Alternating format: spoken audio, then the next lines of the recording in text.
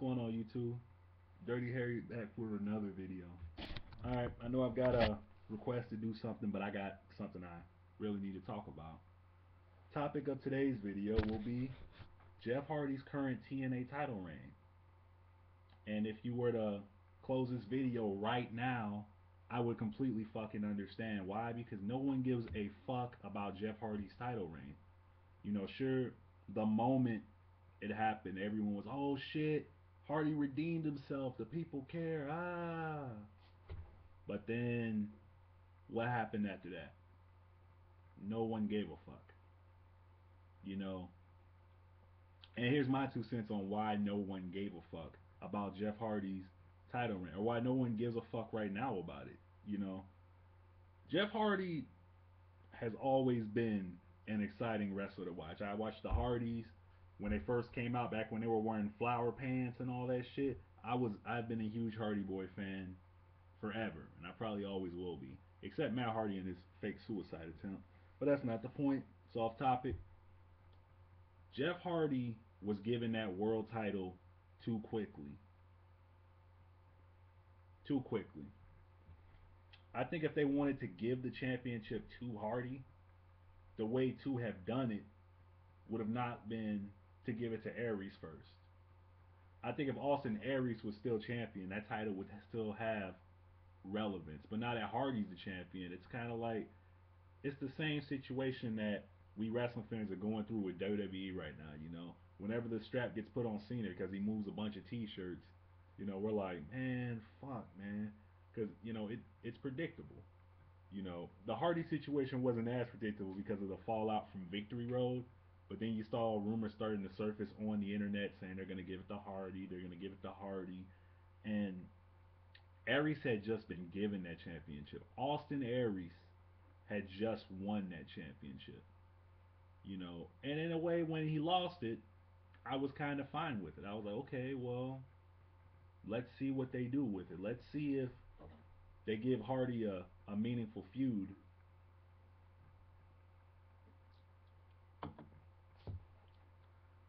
But what do we get? We get Bobby Roode and Austin Aries going back and forth, bitching and whining and moaning. And I'm not saying it's not entertaining, because to an extent it is, but I honestly, with Hardy holding this strap right now, I don't care about it. I really don't. You know, I think that the best thing they could have done for Hardy was allow Hardy to more so make Bully Ray into a champion. Because Bully Ray, who's been carrying that show on his back for so long, one of the most entertaining guys on the show forever, has been Bully Ray. And I thought when they gave the strap to Hardy, okay, well, the Aces and Eights are still running around and rampant, you know, and you know, I attribute the Aces and Eights to an extent to hurting the overall TNA product, not just the Hardy storyline, because so much airtime gets wasted on giving us reruns. We get the same thing every week from these guys, you know. Just take one show dedicated to the Aces and Eights. Give us their MO, what the hell they really want, the vice president, unmask all the guys, whatever, and end it. Just end it, please, because it's painful to watch right now. It really is. But anyway, Hardy, sorry. Jeff Hardy was given the strap too soon.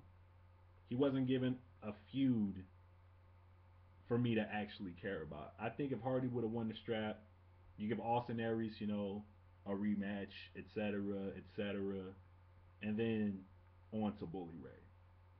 If Bully Ray and Hardy had a feud over the strap, I think it would actually mean something again. I think Hardy was given the belt too soon. I think Austin Aries dropped the belt too soon. Austin Aries should have had a longer reign. You know, maybe 4 months, 4 months. You know, he wasn't a bad champion. You know, that's my quick, short and sweet on why, you know, Jeff Hardy being a champion makes me really not care about it. Sure, he moves some T-shirts, and sure, he's one of my favorite wrestlers. I just don't feel it's the right time for it. You know, there's right times where Wrestling promotions just don't capitalize on it. When Jeff Hardy did that Swanton bomb on Randy Orton off the Titantron, they could have gave him the strap at Royal Rumble, and I'm sure anyone would have been okay with it. But what has Hardy really done that's remarkable right now, other than get himself off, whatever he was on, at that point. And I'm not bashing Jeff. We all got our demons, we all got our problems. I just sat on screen and drank a beer in front of you guys. But what groundbreaking, we have never seen that shit before thing has Jeff Hardy done lately that makes you scream, give him the strap, you know, because I haven't seen nothing like that. And maybe his body can't take it no more. But there's ways to keep building and building and building a guy. And after what Hardy did, I still think it was too soon to give it to him. I'm not a Hardy hater. I support Jeff. I just think that the title reign would have meant more if they would have waited a little bit longer to do it. They could have really built up Aries versus Hardy a lot better than what they did. There's a few other guys who I felt would have made better champions. I honestly feel Bully Ray should have been a champion right about now. You get Bully Ray to strap in, you give him a meaningful feud instead of flirting with Brooke Hogan, and it might actually do something for the strap.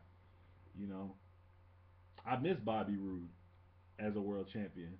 I really do. Bobby Roode was one of the better world champions I've seen in a long time. But that's all I got to say about that. Leave your comments. If you like this video, click the like button. If you hate this video, click the dislike button. For all you fanboys who, to an extent, make the sport, but at the same time ruin it at the same time, call a spade a spade. That's all I'm asking you to do. Call a spade a spade.